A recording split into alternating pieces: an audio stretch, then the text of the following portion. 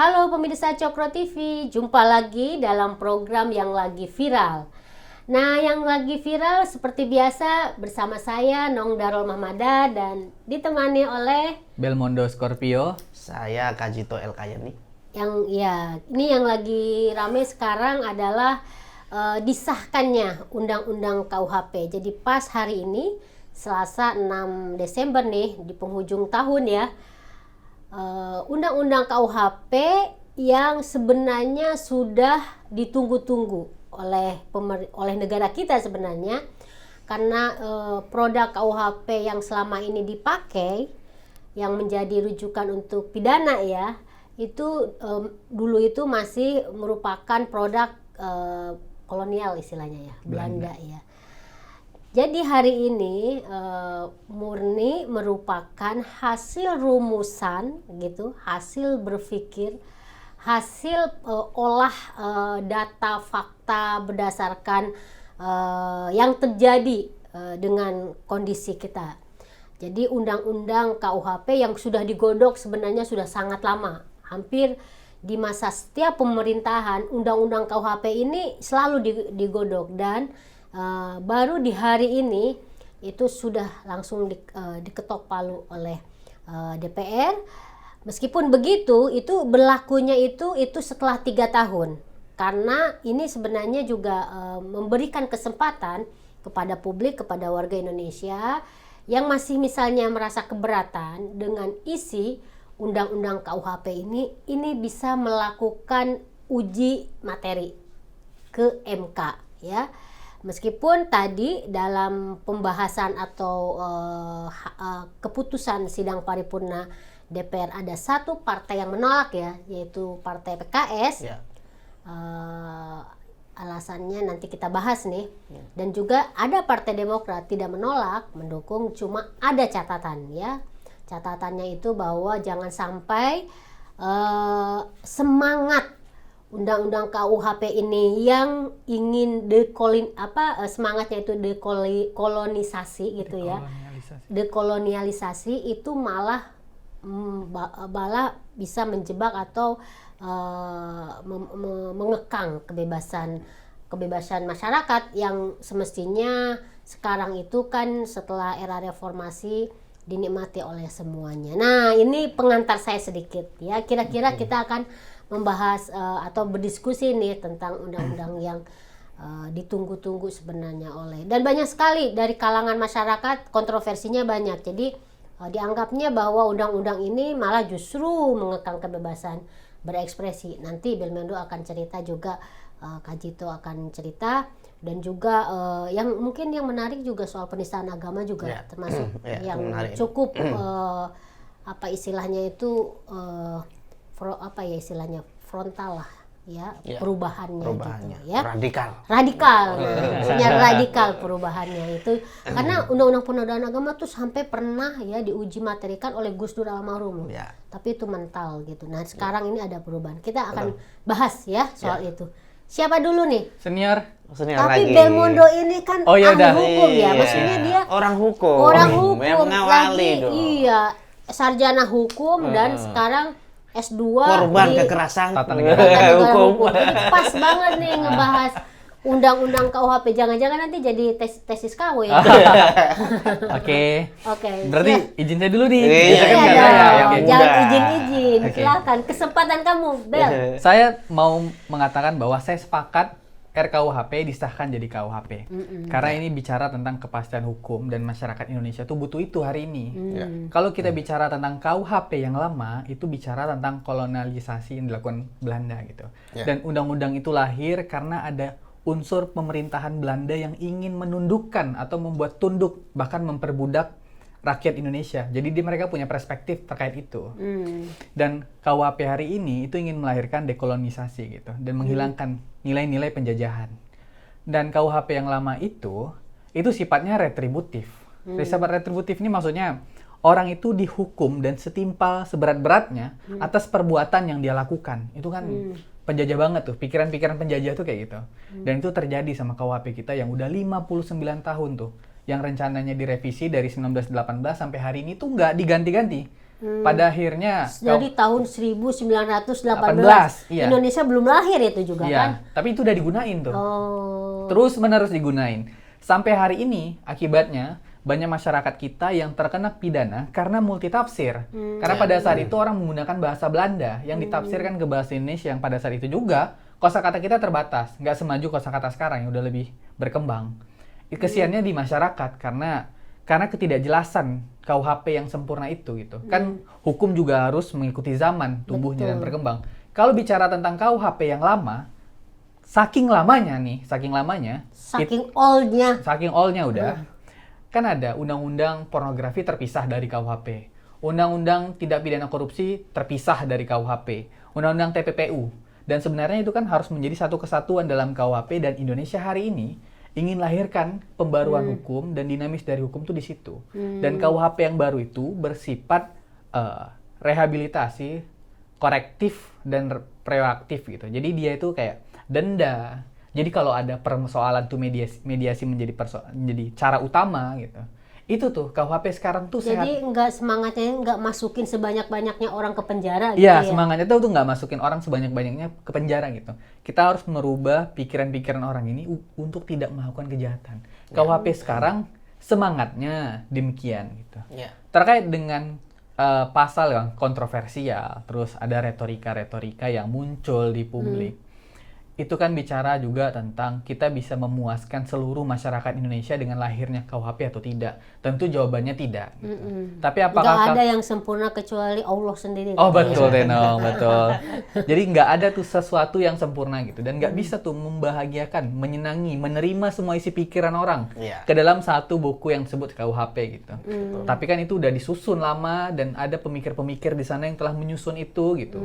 Dan pemerintahan ini niatnya juga baik tuh, ingin memberikan kepastian hukum dan untuk orang-orang yang tidak sepakat, termasuk mungkin partai PKS yang hari ini di parlemen sangat menyuarakan tidak sepakat gitu.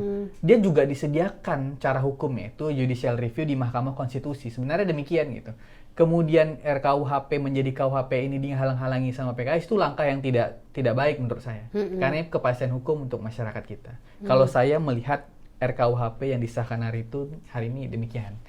Jadi kamu istilahnya menyambut positif lah sebagai praktisi hukum. Calon nanti 5 tahun ke depan sangat benar-benar menjadikan undang-undang atau KUHP ini sebagai rujukan utama, jadi mendukung ya. Oke. Sekarang Kak Jito gimana?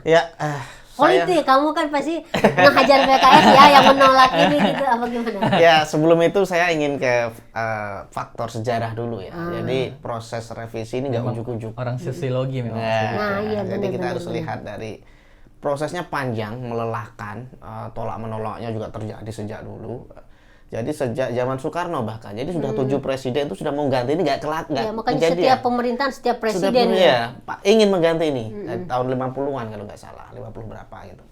Jadi prosesnya sangat panjang ini, dan ini undang-undang ya kata orang kan mungkin ada yang menuduh kok ujuk-ujuk ganti sih, enggak. Ini sangat panjang, ini menampung semua masukan ya sejak zaman Soekarno. Sampai presiden kemudian berganti sampai ke Jokowi. Jokowi pun periode kedua baru bisa. Periode pertama sudah mau dicoba, nggak bisa. Artinya masih ada lah kendala-kendala itu. Nah ini baru bisa dan gol ya. Dan ini menunjukkan bahwa prosesnya sangat panjang, melelahkan dan berhasil.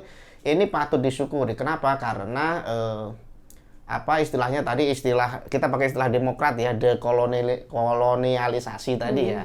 Karena dalam kajian postkolonial itu di garis bawahi negara-negara bekas jajahan itu biasanya mengalami inferioritas ya, mereka merasa kurang pede gitulah. Jadi kalau kita lihat dalam hukum kita rujukannya pakai bahasa Belanda misalnya kan, itu kan menyisakan kayak luka batin gitu loh, kayak nggak bisa move on gitu loh. Kita dijajah sekian lama dan undang-undang yang kita gunakan masih pakai rujukannya Belanda. Kenapa enggak bahasa Latin misalnya atau kemana gitu kan? Tapi rujukannya ke Belanda, dan ini benar sekali bahwa perjuangan panjang itu akhirnya terlaksana, dan ini harus gembira dulu yang pertama. Kita harus gembira dulu karena undang-undang yang terpisah-pisah tadi kata Saudara Belmondo tadi sekarang disatukan, terlepas dari intrik ya, ada perbedaan pendapat dan sebagainya itu biasa. Dan itu masih ada masanya 3 tahun untuk diuji ya, dilakukan kajian. Disempurnakan lagi. ya. Jadi kalau Anda misalnya keberatan dengan pasal ini, misalnya ada pasal yang kalau membuat gaduh tetangga misalnya kan ada tuh yang pasal itu yang Anda akan dihukum 10 juta misalnya rupiah misalnya. Jadi itu anak kos-kosan gimana ini ya? Yang suka nyetel musik iya, dulu yang aku bikin gitu gaduh tuh. tetangga. Tapi ini mengingatkan kita pada ormas intoleran. Dulu pernah loh di Bogor itu ada kebaktian, disetelin kan loh, pakai itu, Iya, loudspeaker gitu. yang gede yang Quran tuh dikencengin ke gereja sementara mereka. Bayangin, itu kan sangat mengganggu. Kalau ada pasal ini kan tinggal dilaporin, bayar kamu aja 10 juta, 10 juta gitu kan lumayan. Atau tiap subuh sebelum azan subuh kan suka berisik tuh Makanya. Iya. Jadi tujuannya memang ini supaya ada dasar ya. Kalau dulu kan orang berisik paling cekcok, lempar-lempar apa batu gitu kan. Kamu orang mau tidur paling teriak-teriak gitu. Sekarang ada semacam penertiban lah ya, meskipun mungkin nanti ada gejolak kaget kan. Dulu kan nggak ada, sekarang kok main denda gitu loh. Dan ini saya setuju tadi yang membuat, kata saudara Belmondo, membuat jera ya. Jadi nggak semua orang dikurung itu kolonial banget ya, di penjara ya, dibui. Jadi kalau didenda itu kan ya itu berat ya, tapi orang masih ada upaya gitu loh, masih bisa inilah. Jadi efeknya jera bukan bisa nyicil kredit gitu ya. Kadang utang dulu. kalau nggak dikasih denda itu biasanya disuruh bersih-bersih, kerja sosial. Kerja sosial gitu loh. Kalau di penjara harus dikurung walaupun 1-2 hari, itu trauma loh. Orang yang nggak pernah, yang biasanya kayak Belmondo ya hidupnya yang ya nggak pernah merasakan nyaman gitu ya, nggak merasakan penderitaan hidup, masuk penjara 3 hari, bayangin seremnya penjara kayak gitu kan. Langsung kurus, trauma, dan wah mungkin berubah jadi ini ya. Jadi ini banyak hal positif yang di dalamnya. Yang kemudian yang ingin saya garis bawahi adalah dari segi politik ya tadi ya, pernah disinggung, sedikit disinggung soal PKS yang tidak setuju. Dan PKS ini ketidaksetujuannya sangat klasik, pasal penghinaan presiden ya. Di situ ada dicantumkan, di sana ada beberapa pasal kalau nggak salah. Ketidaksetujuan PKS itu jelas ya, karena selama ini PKS itu yang rajin, bukan PKS ya, simpatisannya kurang lebih ya, jamaahnya gitu lah ya, menyebar hoax, menghina, meremehkan dan seterusnya. Dan mereka menyebut ini kritik. Ini yang kurang dipahami oleh PKS dan jamaahnya, bahwa kritik itu jelas berbeda dengan penghinaan gitu loh. Kalau saya menghina seseorang, itu jelas harus kena pasal dong. Masa presiden itu kan juga manusia, bahkan dia posisi yang sangat terhormat, paling terhormat di suatu negara, kok seenak-enaknya bisa dihina. Nah, ini memang harus ada batas kebebasan, kan itu tujuan pasal itu supaya orang nggak bisa seenaknya. Kalau mau kritik boleh kok, misalnya kritik Jokowi ini gimana sih, utang kok nambah misalnya ya. Itu nggak apa-apa. Ya nggak apa-apa, ada datanya, ada ininya. Tapi jangan mencela fisik misalnya. Itu kan barbar ya, itu bukan manusia terdidik lah katakanlah begitu. Dan ini yang dilakukan oleh jamaah PKS. Jadi kalau pasal ini disahkan, yang paling rugi itu PKS, karena banyak jamaahnya yang masuk penjara atau kena denda. Nah, makanya secara politik, ketika bahkan Demokrat sendiri tidak keberatan sebenarnya, ada catatan memang, tapi kan ya sekedar catatan ya, mereka tetap setuju karena semangatnya tadi ya, ini penting. Jadi meskipun Demokrat kerap ini ya offset dan ngomong sesukanya, tapi ya untuk kali ini kok mereka tumben lurus gitu loh, mengedepankan perjuangan yang lama tadi. Dan ini yang saya tidak heran dengan PKS ya, ini bedanya. Kalau PKS itu kan memang ideologis ya dia. Jadi ada semacam kebencian yang terpendam, seolah-olah begitulah. Jadi kalau mereka jadi oposisi ya bebas dong, oposisi kan bebas. Kayak orang mabuk itu kan bebas, kira-kira begitu. Oposisi juga bebas dong, bebas menghina presiden, bebas mengolok-olok, mencela fisiknya. Padahal kebebasan tuh nggak seperti itu. Nah, itu bukan kebebasan. Itu kan ada di dalamnya itu ada tanggung jawab. Ya, ini yang tidak dipahami oleh orang PKS. Kebebasan itu terbatas. Kebebasan itu dibatasi oleh kebebasan orang lain. Nah, makanya ini yang kemudian diluruskan dalam undang-undang RKUHP jadi KUHP sekarang ini ya. Meskipun belum berlaku ya, masih 3 tahun lagi. Tapi ini sebuah gambaran bahwa jelas sekali loh di sini orang yang mendukung perubahan, mendukung semangat untuk lepas dari bayang-bayang penjajah. Betul. Sementara PKS ini nggak setuju dengan unsur yang nggak jelas gitu loh. Alasannya nggak jelas, dibikin-bikin gitu loh. Ini kan ada satu pasal yang ya memang kalau ini dilakukan secara tanpa batas memang bahaya juga, otoriter dan sebagainya ya. Tapi jangan terlalu inilah mentang-mentang ada yang tidak setuju terus seolah-olah ingin menghalangi ya. Kalau lihat sidangnya itu kan sampai bentak-bentakan itu sama ini ketua sidangnya. Iya, ketua sidangnya dari Gerindra itu. Bukan Jadi, siapa dari Gerindra, Dasko. Ya. Jadi ini tindakan yang kurang dewasa menurut saya. Kalau nggak setuju ya silakan uji materi gitu kan selesai kan. Nggak perlu teriak-teriak seolah merasa yang paling benar, seolah merasa yang paling oposisi ya. Dan ini harus dikedepankan lah untuk PKS selanjutnya. Saya kira gitu. Jadi yang oleh PKS menjadikan dasar dia tidak setuju itu adalah pasal 240 dan pasal 218. Ya. Pasal 240 itu menyebutkan yang menghina pemerintah dan lembaga negara dihukum 3 tahun. Katanya ini pasal karet yang akan menjadikan negara Indonesia dari negara demokrasi menjadi negara monarki. Nah, dan dikhawatirkan juga itu kayak semacam kayak hukum undang-undang subversif gitu ya. Dulu ada juga gitu. Di KUHP zaman produk kolonial juga ada itu kan. Gitu. Cuma ini lebih soft lah. Jadi sebagai negara lambang negara itu tetap dipertahankan karena itu kan identitas dari sebuah bangsa gitu kan, bagaimana menghormati pemimpinnya gitu kan. Nah, gimana Belmondo sendiri gimana? Kayaknya kamu agak tadi waktu ngobrol-ngobrol agak setuju juga ya bahwa ini sekalian dihapus gitu. Apa gimana? Saya 50-50 agak tergelitik. Saya 50-50 kamu agak PKS sama PSI? PSI. Cuman ini terkait dengan ini kan saya kan dasarnya hukum tata negara dan saya jelaskan itu. Dan saya melihat negara itu dalam bentuk sistem, bukan dalam bentuk kesepakatan politik. Kalau terjadinya lahir KUHP kan ada kesepakatan politik termasuk penghinaan terhadap presiden. Saya ingin kritik terhadap sistem dalam latar saya hukum tata negara. Begini yang saya pelajari. Kalau di dalam negara monarki, seperti ada raja yang memimpin menjadi simbol negara sekaligus pemimpin pemerintahan, atau di sistem parlementer yang biasanya itu presiden itu sebagai simbol dan perdana menteri sebagai penguasa eksekutif menjalankan gitu. Di situ jelas raja dianggap sebagai simbol, terus presiden dianggap sebagai simbol di sistem parlementer dan monarki. Kalau di sistem presidensil seperti Indonesia, itu presiden kepala pemerintahan. Dan di Undang-Undang Dasar itu yang diatur yang dikatakan sebagai simbol negara itu adalah bendera, bahasa dan yang lain-lain. Lambang negara gitu. Dan yang paling uniknya lagi, orang itu tidak bisa membedakan presiden itu lembaga negara. Jokowi itu public figure. Dia figur politik. Dan ketika kita mengkritik lembaga negara, berarti kita mengkritik benda mati sebenarnya. Kalau kita mengkritik Jokowi atau masyarakat umum, kita berarti mengkritik manusianya gitu. Yang enggak, itu terkait saya agak bingung dengan penghinaan presiden. Di lain sisi saya setuju tuh karena begini. Ada beberapa aturan dan peraturan yang mengatakan bahwa kita dilarang menghina kepala negara asing. Duta besar dan lain-lainnya. Tapi nggak masuk dalam akal sehat saya. Kepala negara asing nggak boleh dihina. Kenapa kepala negara gue boleh dihina gitu? Itu dia. Saya nggak. Saya tergelitiknya di situ.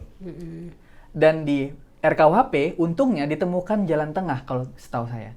Bukan dijadikannya delik umum, tapi dijadikannya delik aduan. Iya, ketika langkah delik aduan itu diambil oleh KUHP yang baru ini, berarti dia mengakomodasi dua pikiran besar antara kritik dan kebebasan orang dalam menyampaikan gitu. Jadi kalau yang diatur dalam RKUHP ini, setahu saya, yang dikatakan penghinaan itu ada dua tipe. Yang pertama itu kata-kata hewan. Jadi si presiden dalam kategorinya Jokowi disamakan dengan kebun binatang. Yang satu lagi kemunafikan. Kemunafikan ini yang saya belum tahu detailnya. Cuman kalau kritik-kritik seperti bohong, yang seperti itu tuh bohong lah kau nggak jujur atau gitu-gitu, itu masih dalam kategori kritik. Tapi penghinaan ini dijelaskan lagi tuh lebih jelas terkait penghinaan presiden.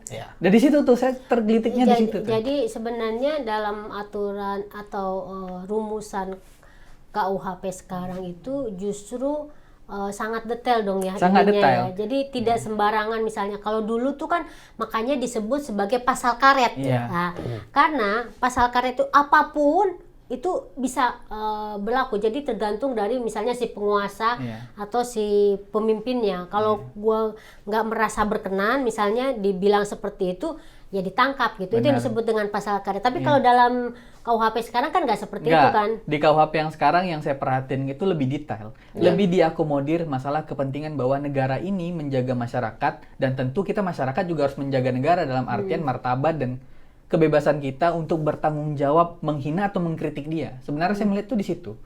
Kalau nggak setuju, saya udah temukan jawabannya gitu. Dan saya setuju kalau... Jadi kamu udah nggak 50-50 lagi dong sebenarnya, udah 100% setuju dong kalau dengan penjelasan kamu seperti itu. Benar ya? Karena di malam-malam tuh saya tidur tuh nggak tenang. Kok bisa gitu? Ya, ternyata udah dapat jawabannya kan. Nah, yang menarik juga dari KUHP itu adalah soal penistaan agama ya. Yang katanya itu tidak lagi seperti KUHP dulu yang sifatnya itu karet. Karena dulu dan dalam kasus penistaan agama atau penodaan agama banyak sekali kan korbannya kan. Betul. Kita ingat siapa Meliana. Ya, gara-gara misalnya protes terhadap azan disebut penghinaan agama. Yang paling heboh dalam dunia politik adalah Ahok gitu kan. Itu juga karena penodaan agama. Nah, di KUHP ini juga masih ada, tetapi nah ini bisa dijelaskan. Siapa yang mau jelasin? Terserah. Nah, kamu dulu dong, jangan dikit dulu gak apa-apa, meskipun bukan orang hukum kan. Jadi biar dia puas. Biar yang sangat digelutinya. Jadi gini, menurut saya benar sekali Tenong bahwa masih ada pasal itu penting karena tujuannya akan menjaga orang supaya nggak liar kan gitu. Di pasal sebelumnya penistaan agama itu dari namanya aja udah nggak jelas. Penistaan agama kok bisa dinista gitu loh. Agama itu kan sesuatu yang abstrak sebenarnya ya. Kalau kata Gus Dur, agama nggak perlu dibela. Nah, makanya menistanya di mana gitu loh. Atau lagi menistakan Tuhan, itu menistakannya di mana? Tuhan tuh nggak bisa dinistakan gitu loh. Karena saking luhurnya, saking tingginya. Nah, terkait pasal penistaan agama itu dulu, itu objeknya adalah sangat luas gitu loh. Ya, jadi orang protes azan, penistaan agama. Orang mengkritisi pemimpinan tafsir seperti Ahok itu penistaan agama. Orang mengatakan apapun tentang agama sedikit saja yang nyenggol membahas agama yang bukan di peluknya, penistaan agama misalnya begitu ya. Jadi ini terlalu luas dan karet tadi, dan ini berbahaya, bisa mengancam siapa saja. Sedangkan di pasal yang baru ini itu lebih difokuskan bahwa penodaan agama ya, bukan penistaan di sini, adalah yang ada unsur permusuhan, penghasutan gitu loh. Jadi kalau seseorang menghasut atau ada dalam tindakannya, ucapannya itu mengandung permusuhan, penghasutan, nah ini baru bisa masuk pasal ini gitu loh. Jadi nggak semuanya orang mau protes azan misalnya, protes baik-baik loh ini, bukan protes, woi matiin, nggak gitu, protes baik-baik, Pak tolong dikecilin suaranya. Kalau dengan pasal yang baru ini nggak kena gitu loh. Jadi ini lebih manusiawi menurut saya dan lebih fokus. Ini yang dulu cita-citakan oleh Gus Dur, dia diperjuangkan sampai kayak mati-matian dan tidak bisa. Karena memang pasalnya begitu dan nggak bisa di otak-atik karena batangnya sudah begitu, nggak bisa gitu loh. Kalau mau kalau mau istilahnya dirobohkan itu harus dari awal gitu loh. Dari seperti sekarang kan masih masa peninjauan dan sebagainya. Jadi pasal ini akan berdampak sangat besar ya, terutama bagi ormas intoleran itu, karena dulu senjata mereka itu. Jadi mereka kalau mau misalnya dulu Ahok ya, contoh paling gamblang itu, ya pakai pasal itu, gitu loh. Dan mereka berhasil. Kemudian ketika pasal ini diganti dengan pasal yang lebih spesifik ya, yang ada unsur kebencian, unsur permusuhan, penghasutan dan seterusnya. Ini ormas misalnya FPI Reborn seperti itu ya, itu akan kehilangan panggung karena mereka harus secara spesifik dan hanya orang yang benar-benar agak gila ya yang menghasut agama lain, yang menistakan agama lain dalam bentuk permusuhan ya, itu memang ada kebencian dalam hatinya. Nah ini ya pantas ditangkap kalau yang ini gitu loh. Ya kayak misalnya kayak ustadz-ustadz yang jelek-jelekin agama. Nah itu justru malah bisa ditangkap. Oh, itu dengan kena pasal dalam ini. pasal justru ini. Malah bisa ditangkap dengan pasal baru ini. Iya, maksudnya pasal di KUHP ini. Iya, karena dia lebih spesifik kan. Meskipun di dalam beberapa kasus dulu kan juga ada yang sudah kena juga kan dengan pasal lama. Cuman memang susahnya kalau pakai pasal lama itu dia ini semuanya kena. Jadi kalau ustadz yang mulutnya kotor kena, oke lah gitu loh. Jadi orang-orang yang mengkritik juga ikut kena. Jadi semuanya ditebas sama pasal ini. Dan ini yang saya kira sangat disayangkan ya. Makanya saya sendiri sangat bersyukur dengan adanya RKUHP, meskipun ada sebagian ini yang perlu kaji ulang, diperbaiki.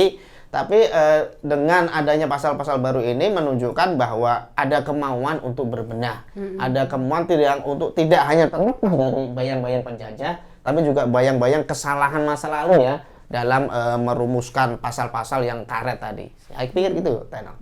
Nah, gimana? Ini sebagai closing nih, kita bagian closing. Bagian penodaan agama ini. Saya sebenarnya oke lah. Kalau saya dibilang tentang terkait pasal penistaan, penodaan agama, sebenarnya saya nggak terlalu mendalami pasal itu. Pasalnya, ya. Cuman kalau dalam pikiran saya itu orang yang percaya bahwa negara harus dipisahkan dengan agama. Karena agama itu masalah private manusia, sedangkan negara itu tidak beragama, negara benda mati.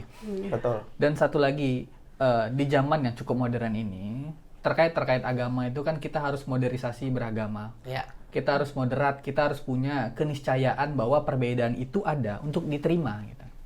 Dan terkait dengan penistaan agama yang saya baca dan saya sependek pengetahuan saya yang di baru ini tuh lebih ke provokatif bahasanya. Jadi lebih ke hate speech hate gitu. speech. Jadi kalau kita mengajak orang beramai-ramai untuk menghasut mereka, untuk menjelekkan sesuatu atau memperburuk sesuatu, sebenarnya ini hampir sama kayak pencemaran nama baik, cuman versi agamanya. Iya.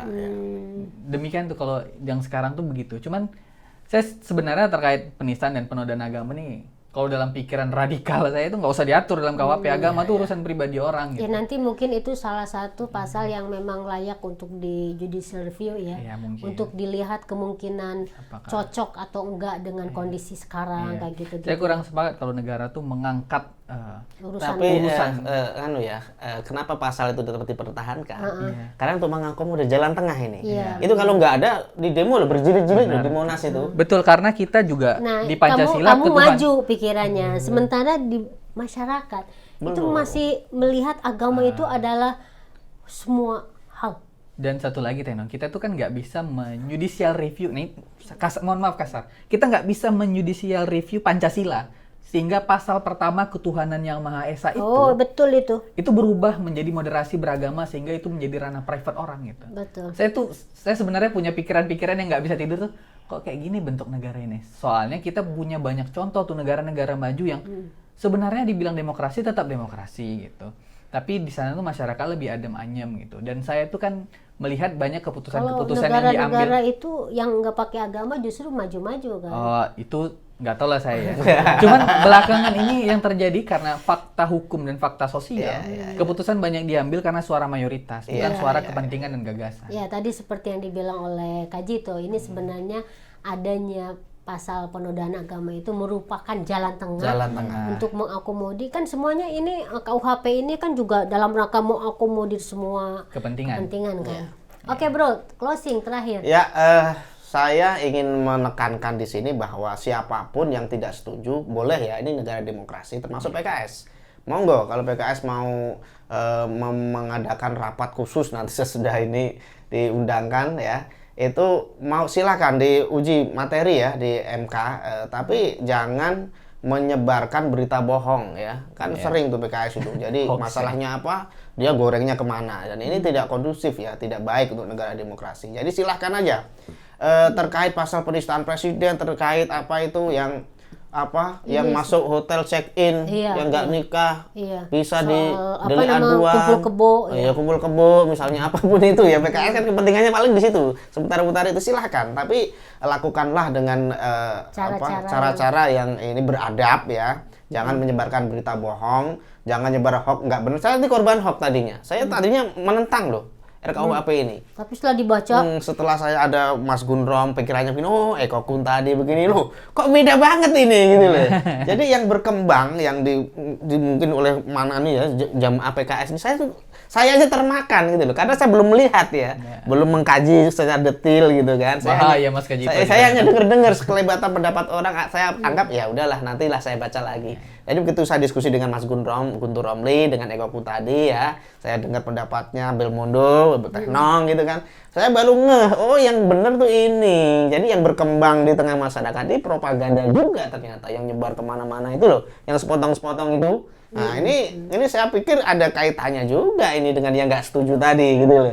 Jadi menebar ini itu supaya orang mendukung, judicial review dan demo tentu saja ya. Nah, ini berbahaya. Jadi saya minta sekali lagi kepada masyarakat, tolong ya, kalau saya saja sempat terkecoh gitu ya. Jadi kalau Anda belum membaca secara detail, silakan baca dulu ya. Kan banyak itu berita online itu. Jangan terprovokasi oleh PKS dan orang-orang yang nggak setuju dengan KUHP ini. Jadi bisa objektif, nggak asal panas, nggak asal demo, asal teriak nggak setuju. Tapi dikaji, ditelaah. Kalau ada sedikit ini ya silahkan lah gitu kan. Ada nggak setuju, oh ini pastinya kurang ini, oke. Tapi jangan menyebarkan berita bohong. Itu saya minta itu tadi. Nah itu, jadi closing apa yang tadi terakhir itu bagus ya.